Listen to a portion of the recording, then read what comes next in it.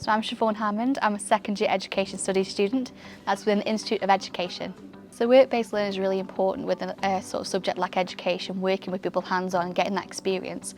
We do have timetable placement weeks where we can go and do work-based learning as well within the course, which is brilliant. Personally, I've worked in high schools, primary schools, I've worked with performing arts groups, local charities, so I've worked in a plethora of different areas within that for performing arts. I've gone into Spanish, maths, music lessons, lots of different curricula on there that I can have a taster for. And I've also been working in other areas like careers as well. So it's really invaluable to get this sort of experience because it lets you taste what you think you would enjoy in a sort of work environment.